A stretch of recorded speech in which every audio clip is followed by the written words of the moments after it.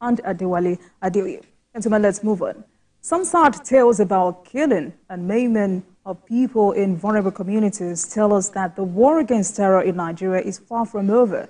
In recent attacks, more than 300 armed bandits attacked some communities in Zamfara and Katsina State, killing more than 40 people, while scores of others escaped with various degrees of injuries. The Commissioner of Police in Zamfara State, Dalijan, confirmed the killing of some of his officers. Residents also revealed that the attack was in fulfillment of the promise made by the bandits to strike again after their last attack. Okay, let me start with you. We're back here. Really worried that this government has not been able to keep the far north of our country safe. There are many people who voted for President Tinubu believing that, unlike President Buhari, who couldn't secure even his home state, that the president will be able to keep the Northwest especially safe. That has not been the case. And it means that the people in charge of security, or the president, the ministers of defense, the two ministers, they are both from the Northwest. One is from Jigawa, the other one is from Zamfara. The NSA, the IG of police, everyone involved in security, they have questions to answer. They have questions to answer. The service chiefs included. What are you doing?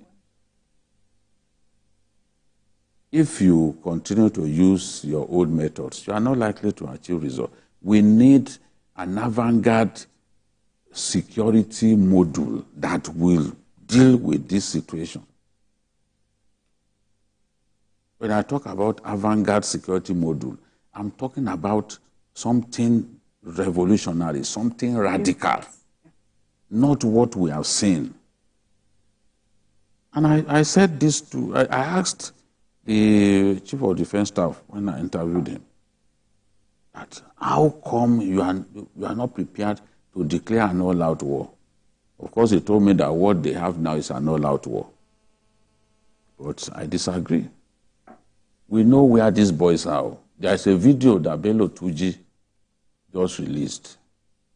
I felt ashamed listening to what he was saying. Because he was saying that you are claiming credit for what you didn't do. You are claiming you killed this, you killed that. This is me. There's a guy that they claim that we read in the papers that Nigerian gendarmes arrested him. So the guy was standing beside, he said, see the person. See him, when will you stop these lies? It's just similar to the way Shekau used to taunt the Buhari regime that time. When the military came up with Operation Gamma Aiki, Shekau said, Kuna Sok Hutane. There is nothing like Gamma Aiki. Gamma Aiki means finish. He said, you people feel like going to rest, but rest has not come. Yonzumu Kefara, we have just started. So constantly taunt, he will even be calling the names of key people in government. So it's similar to what Bello Tuji. You see how heavily harmed they were in that video. And he was saying, look at the person that they claimed that they killed and that they arrested in Niger. Look at him here. That one too came out and said, nobody arrested me. There is a need for us to do a lot better. In those contiguous states, look at those the Savannah, Damos, and Kankara. They are all bordering this Rugu forest. So they can always keep people and go and hide in the forest there. And Zamfara and Katsina, they are contiguous states, so attacks take place. In fact, some Zamfara bandits operate freely inside Katsina territory. We've got to be able to identify the camps of these people and rain bombs on them. I know that bombs are much more expensive now than before, but this is a war that we must win. No wonder the governor says he's helpless. There's nothing the governors can do, really. And look, some of the governors, too, were reckless, even in setting up security outfits that you know cannot carry assault weapons. So these boys slaughtered them.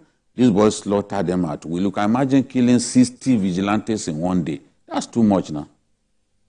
Because you can't stand up to those boys with the kind of weapons that they have. Until the law permits them to carry AK-47, AK-49, like those boys, so they cannot stand up to them. This is a fact. The way they are killing our people is just, I'm worried. I'm really worried. And it's one of the reasons food is expensive. Honestly, because people can't access their farms.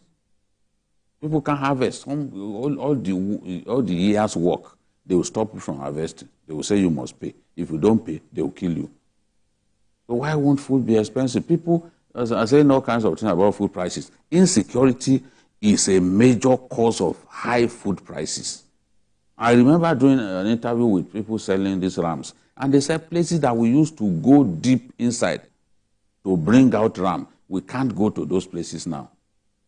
So ram is very expensive. Our people will now go and rely on ram from Chad, because in their own country, they can't visit some of those places where they used to buy ram. You see people now, they're going to sell ram for 1 million this year. So, Adeoye, Bikio just said the security architecture of this country needs to be rejigged. I wonder how you react to that. I totally agree with him. And if he has said it over and over again for years, consistently, if our leaders ever care to listen, if they had listened, I think we will not be where we are today. What is going on in Katsina, and in fact in the most states in the northwest and northeast, is something that can snowball into a major national crisis.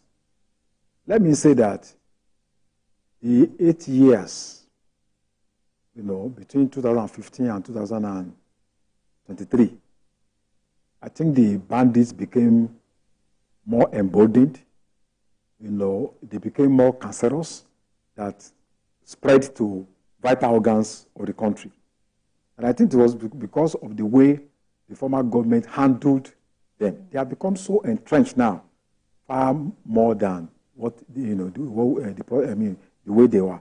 So, and that's why the first 1 year of any government, whether it will have been Obi or Atiku, or there's no way I expected that they in fact, like landmines that the government had to walk through. I mean, to the extent that they were present in almost every state in the southwest, kidnapping for ransom, collecting millions, running into billions for years. So it's a major problem.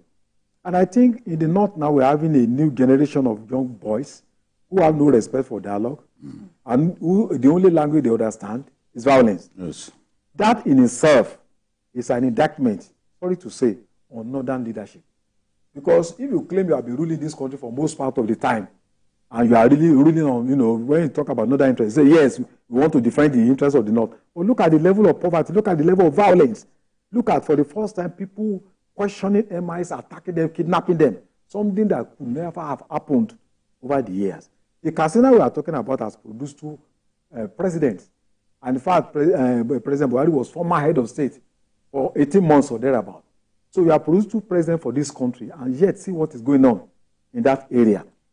So I think it's a huge indictment on the ruling class in the north, a huge indictment on the system, whether feudal system or whatever, that has produced a lot of people that are disenchanted with the system. Access to education, access to essentials of life, all those things are, a number of people out of school. So I think it's a major problem that it's not just the federal government alone. But, there's one aspect that people are trying to push under the carpet. For the first time, there is crisis between the Fulani and the Hausa people. Violent clash. Yes. Violent clash. That should not even happen again. And I wonder, what are their leaders doing? Well, the federal government can come with the best weapons and all that, But the will of the traditional, the local leaders to constructively decide and to say, look, we want, enough is enough. If that is absent, there is a little the government can do. These bandits that kill 40 people, they operated on Tuesday, on Wednesday, and Thursday for 3 good days. And you have traditional rulers. I mean, some of these local administrators have been accused of being saboteurs. But again, you have some northern governors who have said insecurity has become a business venture for government officials. Yeah, absolutely. And also there is a political motive, you know, not in all, but in some aspect of it. There are people who just think that, well, we don't like what is going on. Let's create some trouble, you know, for the local government, for the local authorities and the federal authority. That one is there. There is no way people can operate for 3 days consistently, and there was no reinforcement. Tuesday, Wednesday, Thursday, no reinforcement for 3 days. Kidnap people, maim people, rape people, sack people from their farms, and no reinforcement. So this thing could not have happened if there is no internal sabotage, you know, within the security forces. So the government needs to look without and also within. And the strongest weapon we can use is intelligence. And you cannot have effective intelligence without collaboration of local authorities. They know them. They know where they live. They know their parents. They need to help the government to be able to deal with this problem. Some of the governors are asking the federal government to expedite action on the creation of state police. Yes, but some northern governors are against it. It's not as if it's everybody who wants state police. But no, for example, the assembly does not want it. And I've had even the Nasarawa governor oppose state police. So I don't think all of them even want it. I don't think. We are still a long way from state police. I'm sure there are some people posturing like they support it now. When the time comes, they may turn against it, you know. Especially if they see some ulterior political motives behind it. They just go against it. But it's unfortunate that our people are being killed in this manner. And we seem powerless. The people appear to have given up. Look at what happened in Borno, where Boko Haram said it was going to expel people. But the people said they are going nowhere. We've lived with them for years. Whatever they want, we'll give them. We'll stay here. Because there's no military presence there. So how do you, if they send people packing, there's nothing anyone can do. But the people would rather pay the taxes that they are paying to them and live in their ancestral home rather than turn to IDPs. If you go to Benue, there are no less than 8 to 10 IDP camps in Benue. People should be working in the farms. They become IDPs because criminal headsmen are going from community to kill people. A lot of them are in IDP camps, and that's the food basket of the nation. It's a very big problem in Benue. Very big problem. All right. Gentlemen, let's move on quickly.